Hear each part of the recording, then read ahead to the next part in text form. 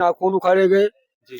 गला रेता गया, मस्तक पर उसके तलवार का निशान था। हमारे जुलूस को मुसलमानों के द्वारा काला झंडा दिखाया गया। भाई आप बनेंगे, चारा वो बनाएंगे, ये उनका वादा है।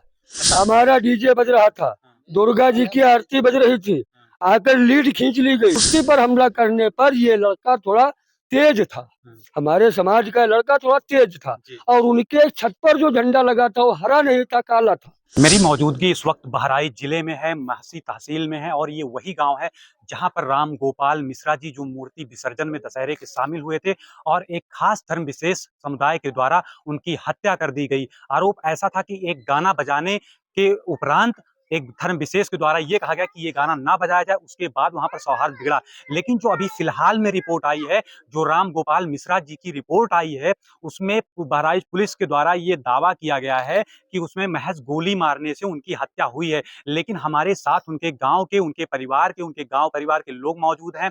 हमारे साथ एक भाई साहब मौजूद हैं। क्या नाम हो सर? ललित नारायण तिवारी। तिवारी जी हमारे साथ मौजूद हैं। आखिर जो पोस्टमार्टम की रिपोर्ट आई है उसमें आपके अनुसार क्या हुआ गोपाल मिश्रा जी के साथ में? पोस्टमार्टम रिपोर्ट के बारे में हमें कोई जानकारी है नहीं, मैंने उसको देखा नहीं, लेकिन जो डेड बॉडी थी जी जी उसको हम लोगों ने देखा।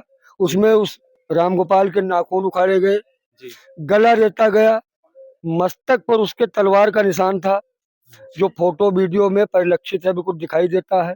और इसके बाद उसको गोली मारी गई। क्या क्या लगता है कि इसकी तैयारी पहले से की गई थी? जब आप इतना बता रहे हैं कि जघन्य अपराध हुआ था, गोली मारी गई थी, नाखून उखाड़े गए थे, तो ये कोई आधे घंटे में तो हो नहीं सकता है। क्या कहना चाहेंगे इसके बारे में? महाराजगंज का वो परिवार जो इस हत्या में संलिप्त है, कौन सा परिवार है? अब्दुल हमीद का, वो एक सेकंड। वो हमेशा से इसी तरह की घटनाओं में संलिप्त रहते हैं। उनके परिवार में कभी मूर्ति चोरी, कभी असलहा तस्करी, कभी कभी बलात्कार की घटनाएं उनके परिवार के लोगों द्वारा अंजाम दी जाती रही हैं अब तक। जो मुख्य आरोपी जी, हैं। मुख्य आरोपी हैं। उनके परिवार के लोग विभिन्न मुकदमों में अलग अलग फंसे हैं। कोई मूर्ति चोरी में है, कोई बलात्कार में है, कोई असलहा तस्करी में है। आए दिन उनका यही काम है, और वो लोग भाई आप बनेंगे, चारा वो बनाएंगे, ये उनका वादा है। अच्छा सर, जैसे देखने को मिला तमाम मीडिया चैनलों में भी ऐसा चल जी, रहा है कि गाना बजाया गया, उसके बाद मेन कारण क्या था? अगर दुर्गा जी की आरती में, स्तुति में गालियां होती हो तो गाना आपत्तिजनक जरूर था, जी। लेकिन अगर स्तुति बजाने में भी उनको आपत्ति है तो वो अश्लील था।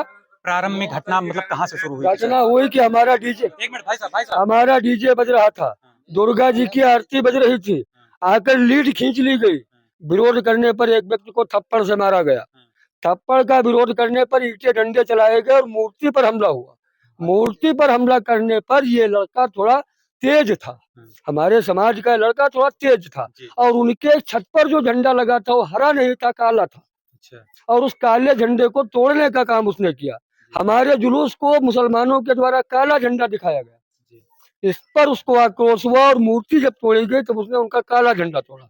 पहले तो क्या वो 1.5 मीटर का झंडा इतना महंगा था कि किसी की जिंदगी ली जाएगी? मैं आपसे ये जानना चाहूंगा, 22 वर्षीय जैसा कि मीडिया रिपोर्ट में जी, चल रहा है, गोपाल मिश्रा जी जी। कैसे संबंध थे, किस प्रकार के वो व्यक्ति थे जो है 22 वर्षीय थे? वो चंदनधारी था, डेली डेली शंकर जी को जल चढ़ाता था। 3 महीने पहले शादी हुई है, जी। और कैटरिंग में वो खाना, उस दिन भी शंकर जी पर भंडारा था भागवत का, भोजन बनाकर ही होगा यहाँ से गया था। जी। यहाँ भोजन बनाकर फिर वो मूर्ति विसर्जन में गया था। जो इतना सारा आगजनी दंगा हो गया, क्या आपको जी, लगता है कि क्या ये पहले से कुछ ये सुनियोजित था, बात, ये कुछ ये पहले से जो हुआ, जी ये कहिए कि माननीय विधायक सुरेश्वर सिंह का ये क्षेत्र है, जी। तो ये बहुत कम है। अच्छा। जी, यदि सुरेश्वर जी का क्षेत्र न होता तो लोगों को पता चलता है कि कैसे क्या होता है। गोपाल मिश्रा जी के एक बार फिर से आप बताएं कि कहाँ-कहाँ मुख्य चोटें लगी थी, किस प्रकार से उनके साथ ये गोपाल अपराध? मिश्रा जी के पैर के नाखून खींचे गए, जी उनकी गर्दन रेती गई, जी उनके मस्तक पर चाकू का निशान था, जी उनके आंख के नीचे कीलों के निशान थे, जी और उनको गोली मारी।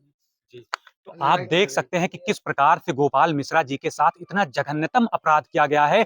हम फिर से यही बात कर रहे हैं कि ये भारत है, ये उत्तर प्रदेश है, जहां पर एक तरफ सरकार दावा करती है जीरो टॉलरेंस की नीति का। हम आखिर में एक बार जानना चाहेंगे, आप क्या मांग करते हैं आरोपियों के खिलाफ जो इसमें हमारी संलिप्त हैं? मांग ये है कि इस समुदाय के द्वारा जिसकी भी हत्या की जाती है, जी जघन्यतम हत्या होती है। एक गोली मारकर ये हत्या कर सकते हैं, जी लेकिन ये काटेंगे जरूर, नाखून जरूर खींचेंगे। जी मैं चाहता हूं कि वही बर्बरता पुलिस के द्वारा उनके साथ की जाए। जी।